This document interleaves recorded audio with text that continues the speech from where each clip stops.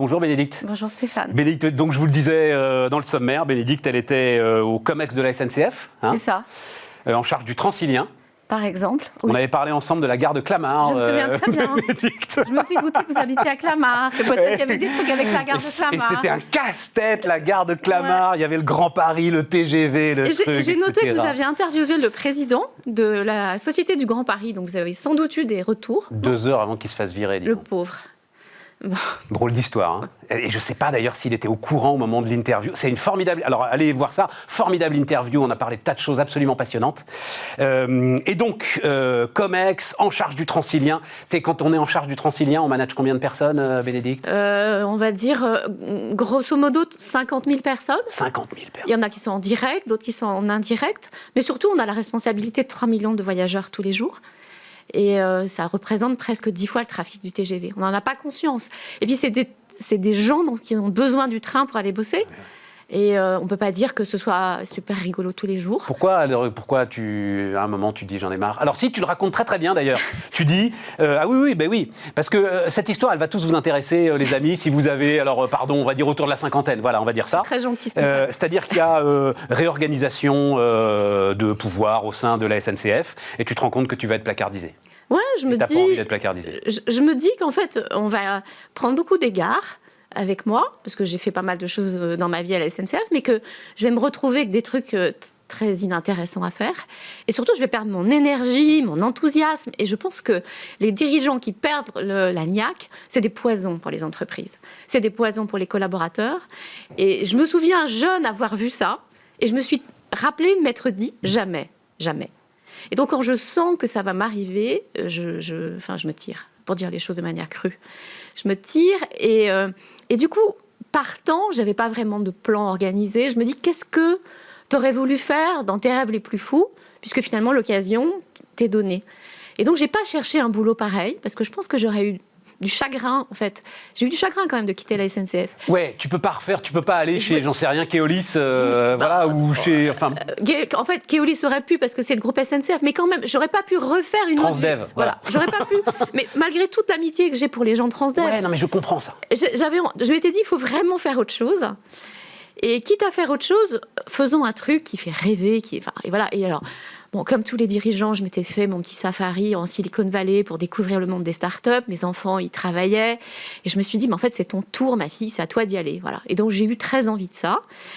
J'allais dire quoi qu'il en coûte. Et tu rentres dans une start-up. Je vais te lire. Alors je vais lire le truc, les amis, parce que c'est écrit avec beaucoup d'humour.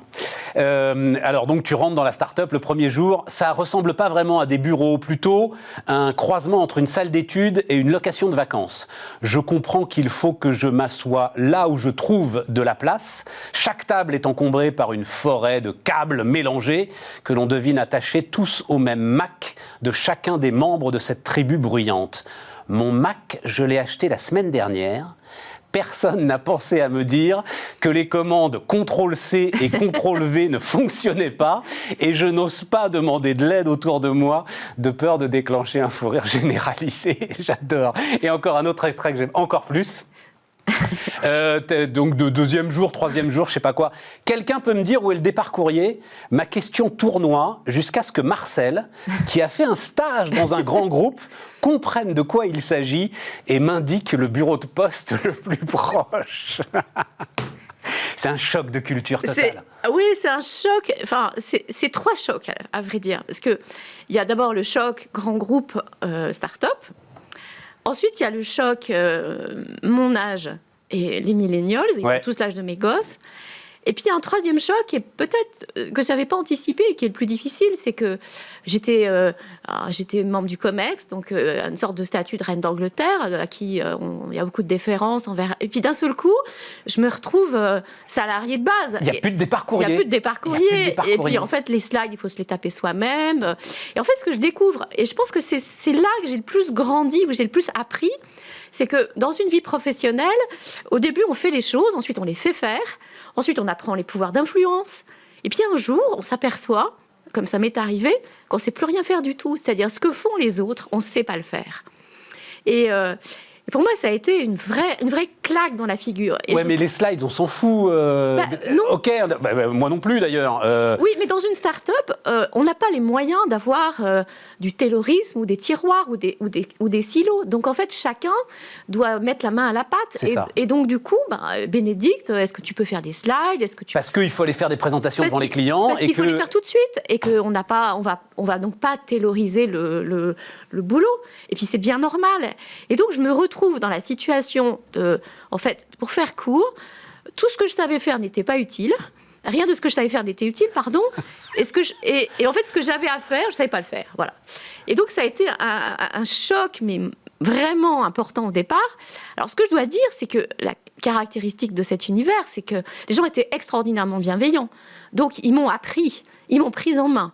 J'ai pas dit tout ce que... Enfin, certains, quand ils ont lu ce que vous venez de lire, se sont dit « Waouh, elle était vraiment encore plus ignarde que ce qu'on avait imaginé. » Bon, mais contrôle-C, contrôle-V, absolument. Bon, mais quand même, moi, ça m'a fait vraiment un bien fou. J'ai beaucoup appris techniquement, de fait, mais je crois que c'est pas là où j'ai le plus appris. Ce que j'ai appris, c'est d'être dans un grand tout, quelqu'un qui est différent et décalé, et qui doit courir pour pas que les autres s'en aperçoivent. Oui, enfin, c'est quand même assez darwinien, quoi. Enfin, tu dis tout le monde était très bienveillant, etc. Enfin, on va raconter un peu l'histoire, parce que c'est en ça où cette histoire est très, très intéressante. C'est qu'elle raconte quand même une forme d'ambiance.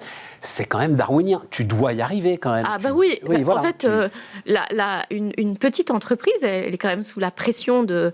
Combien? Parce qu'alors tu restes très vague, on comprend pourquoi d'ailleurs, hein, parce que tu fais des portraits, etc. Donc tu restes très très vague sur quelle était cette entreprise, etc. Bon, on ne sait pas quelle est cette entreprise, mais il y avait à peu près combien de collaborateurs à l'intérieur? Il y a une centaine de personnes qui interagissent, mais toutes ne sont pas formellement des collaborateurs, parce que c'est un univers dans lequel on croise énormément de freelance, qui était d'ailleurs aussi l'univers du conseil. Hein. Ouais. C'est à la fois un incubateur de start-up et aussi fait du conseil, puisque en fait la caractéristique d'un incubateur de start-up, c'est que non seulement il fait grandir les petites entreprises, mais il fascine aussi les plus grandes.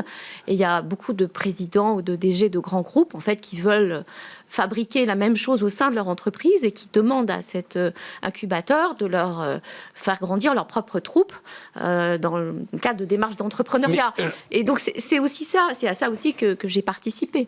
Donc, je reviens sur ce que tu disais, c'est magnifique, parce que c'est même presque un concentré de la civilisation, c'est-à-dire au début, tu sais faire quelque chose, et à la fin, tu sais plus rien faire. Ça veut dire que tout ce dont on parle dans les grands groupes, mais sans vraiment que ça démarre, de mentoring inversé, de temps en temps quand même, que les membres du COMEX se retournent s'asseoir au milieu des troupes, etc., c'est pas de... Enfin, il faut le faire. C'est ta conviction ou... Oui, ma conviction, c'est qu'en fait, ce sont dans les petites choses de la vie quotidienne que se logent les grandes transformations. Et quand on est membre d'un comité exécutif, on ne voit que les gros traits et la stratégie. Et on ne mesure pas que pendant le temps qui passe, les pratiques quotidiennes changent. D'ailleurs, la preuve en ce moment avec le Covid, ce sont les gens qui sont au contact des clients ou au contact des collaborateurs qui voient à quel point le service qui est rendu de manière différente. Ce n'est pas ceux qui sont dans les bureaux qui se rendent compte de ça. Et donc, quand on est dans une entreprise et que le numérique nous fracasse, on n'a pas forcément conscience de jusqu'où ça va dans le quotidien des collaborateurs. Ceux qui savent s'en servir et ceux qui ne savent pas s'en servir. Et moi, j'ai vu... Et comment on fait pour résoudre ce problème? Je pense que je suis assez contente d'avoir fait cette expérience parce que je pense que ça fait partie des expériences que d'autres pourraient faire. D'ailleurs, dans mon quotidien aujourd'hui, j'accompagne des dirigeants qui, en fait, se rendent compte qu'il est nécessaire de manager autrement pour emmener leurs équipes, en fait, dans un monde émergent. Il y a clairement un discours d'authenticité à avoir et il y a clairement une responsabilité des dirigeants de dire « je sais pas ».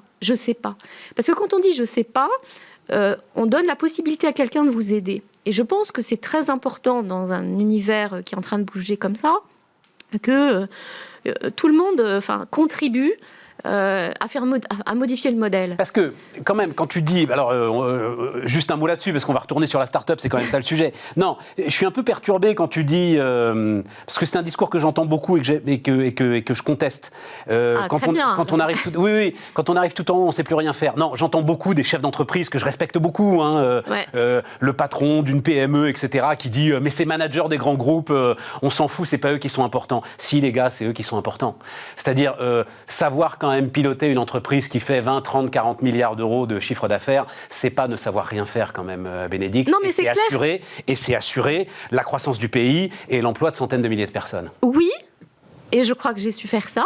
Cette blague, voilà. Et par ailleurs... Pardon, c'est pas donné à tout le monde. Oui, mais par ailleurs, il faut pas laisser penser que la manière de diriger ne change pas.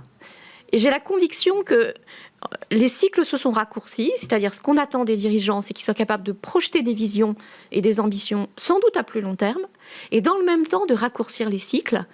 Et donc, ce qu'on voit aujourd'hui, c'est-à-dire ce qu'on voyait plutôt avant, c'est-à-dire des cycles à 3 ans avec des budgets, aujourd'hui, on travaille presque comme en start-up avec des cycles qui se raccourcissent. Oui, ça, c'est vrai. Et ça, par exemple, c'est des choses que j'ai apprises en travaillant dans la team, ou de savoir très bien observer les gens, parce qu'en fait, les clients n'expriment pas d'attente, mais c'est parce qu'on les voit se galérer avec un service qu'on leur rend, qu'on a des intuitions sur les transformations de produits ou de services qu'on doit leur proposer. Donc, je ne dis pas que les dirigeants sont inutiles, je l'ai été pendant longtemps. Je dis simplement que ça ne suffit plus et que la stratégie et l'exécution sont mêlées. Et donc, quand on divise la stratégie et l'exécution, on court le risque en fait de déraper par rapport à une exécution qui est différente. Je dis juste ça et je pense que ça, c'est très important. Alors, un autre point, je te bouscule un tout petit peu parce que le temps tourne vite, Bénédicte. Un autre point que j'ai... toute idée ou projet nouveau y est accueilli par un trop cool. Il est fascinant de vivre dans un univers dans lequel chaque projet est a priori considéré comme une bonne idée. Ça, pour moi, ça a été exceptionnel. C'est formidable. De découvrir ça, de retrouver ça. Et je ne sais pas depuis combien d'années, je n'avais pas vraiment eu ça. C'est-à-dire, c'est vrai que j'ai passé ma vie à essayer d'embarquer des gens, à être peut-être parfois à surjouer l'enthousiasme, l'énergie. Sur des projets de transformation qui sont indispensables. Voilà. Et là, par défaut, tout est cool. Alors après, évidemment, parfois, il faut creuser. Et puis les bonnes idées, on sait que c'est 10% du boulot. Après, il faut mettre en œuvre l'idée. C'est ça qui compte. Ouais. Et c'est ça que j'ai aussi appris à faire. C'est-à-dire, le diable est dans les détails. On vient de s'en dire un mot. Mais c'est vrai qu'avoir des gens enthousiastes, c'est exceptionnel. Et d'ailleurs, ils sont choisis pour ça. C'est-à-dire que finalement, moi aussi, j'ai participé à des recrutements. On ne prend pas les gens parce qu'ils viennent, sortent d'une école ou d'une autre. Ça rassure parce que ça dit qu'ils savent apprendre, mais c'est pas suffisant. Et voire, on préfère avoir des gens enthousiastes qui vont savoir apprendre, mais qui ont eu des expériences, qui ont démontré en fait leur capacité à se débrouiller. Et ça c'est vraiment chouette. Ça, c'est vraiment une expérience inouïe d'avoir des gens qui ont envie. Enfin, voilà. Et alors, quand tu dis renoncer aux enjeux de pouvoir, parce qu'on va basculer maintenant sur le dark side quand même, parce que à un moment, combien de temps t'es resté? 2 ans? 2 ans. 2 ans. Et à un moment, t'en as marre, quoi. Bon, on peut le dire. Enfin, tu l'écris, hein. Oui, voilà. Je l'écris parce qu'à un moment, je me dis, mais en fait, je vois la boîte grandir. Je vois qu'elle s'expose à des risques qui sont liés à sa croissance. Et je vois que ces risques, pour le coup, je suis capable d'anticiper ce que ça va produire. Et donc, j'ai envie de m'en mêler. Or, le problème, c'est que je ne sais pas m'en mêler en ne dirigeant pas. Et être à côté sans être aux commandes, c'est quelque chose qui est compliqué pour moi. Et je crois que les fondateurs ne mesurent pas que je peux éventuellement les aider, ou sans doute ne savent-ils pas comment me demander de le faire. Enfin, en tout cas, on est dans un petit jeu compliqué. Et là, je me dis, en fait, voilà, je crois que c'est terminé. Je vais plus pouvoir continuer. Surtout, je vais me retrouver dans la situation de 2 ans avant. C'est-à-dire, si je commence à râler, à perdre mon enthousiasme, c'est moi qui vais les empoisonner. Oui, mais tu mets quand même le doigt sur une fragilité qui est que ces jeunes gars qui réussissent très très vite, c'est très compliqué. Tu sais, Bénédicte, quand on s'est rencontrés la première fois, je disais que j'allais le raconter, je ne sais pas si tu t'en souviens, c'était Guillaume Pépi à l'époque, patron de la SNCF, et il recevait Xavier Niel devant un parterre de jeunes entrepreneurs. Je me souviens très bien. Et il y a un jeune gars qui se lève, dont je n'avais jamais entendu parler. Bonjour, je m'appelle... Donc c'était il y a plusieurs années, hein, les amis. Je m'appelle Frédéric Mazzella, patron de Blablacar. Jamais entendu parler. Xavier Niel, il démarrait tout juste.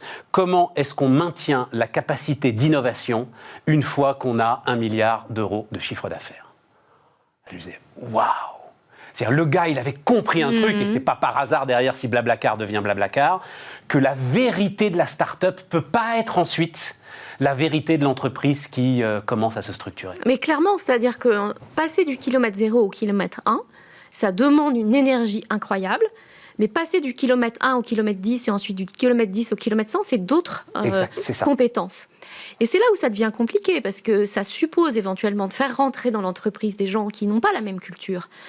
Quelqu'un qui va venir d'un cabinet de stratégie, par exemple, pour mettre la compta au carré, ou pour... ou un directeur général qui va diriger sa boîte comme un directeur général. Exactement, voilà, tout à fait. Et qui, du coup, va frustrer les gens qui sont là depuis le début et qui auraient bien voulu grandir avec l'entreprise, ou bien qui va, dans sa manière de faire, abîmer cette fameuse culture et cet enthousiasme natif de l'entreprise. Et ce passage, cette transformation, ce passage d'une phase dans une autre, je trouve que c'est extrêmement critique et très intéressant. Et j'ai vraiment eu beaucoup de chance d'avoir vu tout ça depuis l'intérieur. Tu dis d'un mot que quand même l'égalité professionnelle, oui, alors entreprise à mission, tout ça, machin, oui, ça, ils sont tous à fond dedans. Égalité professionnelle, pas sûr, voilà. C'est-à-dire, en fait, le monde de la start-up, c'est un monde où on monte ses biscottos. Ouais. Frontière ténue, alors c'est pas de toi ça, mais j'ai noté ça, frontière ténue entre engagement total et management toxique. J'aime bien cette phrase. En fait, le management n'a pas bonne presse, c'est-à-dire que... Mais tu disais, on monte ses biscottos. On monte ses biscottos, et puis il y a cette espèce de fameuse phrase, fake it until you make it, c'est-à-dire fais semblant avant de savoir faire. Et ça, c'est quelque chose qui n'est pas très féminin. C'est-à-dire que, ça valorise plutôt des cultures masculines, des cultures guerrières. Et pour avoir beaucoup écouté les filles dans cet univers, ce que j'ai constaté, c'est que ça les mettait mal à l'aise. Et donc, le risque, c'est d'avoir une répartition des rôles avec des rôles business confiés aux garçons, et puis les rôles soutien, support, RH, aux filles, c'est-à-dire la reproduction d'un modèle qu'on retrouve dans les grands groupes et qui est à nouveau à l'œuvre dans les startups sans forcément que quelqu'un s'en aperçoive. Et j'ai beaucoup de respect pour un type qui s'appelle Anthony Babkin, qui d'ailleurs a lu mon livre avant les autres et qui a mis la gentillesse de mettre un petit mot. Il dit le problème des startups, c'est qu'elles n'ont pas de culture de la diversité. En fait, elles n'ont pas les moyens d'avoir une politique RH, et donc, elles sont pas à l'image de la société. Et d'ailleurs, il n'y a que 2,4% dans les startups de personnel qui a plus de 55 ans. On va terminer avec une phrase, Bénédicte, qui pourrait être un slogan pour Bismarck. Peut-être que je te demanderai de nous le piquer un jour. Voilà. J'ai beaucoup d'admiration pour celles et ceux qui savent arracher au néant le projet qui deviendra leur entreprise. Ils méritent la fascination que l'on peut avoir pour eux. Ouais.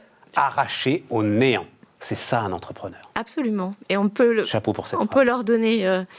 on peut leur faire un coup de chapeau en ce moment, on peut leur particulièrement. Donner pour tout ça, absolument. Ça s'appelle La Team, les amis. Bénédicte Tilloy, donc, qui était notre invitée sur Bismart.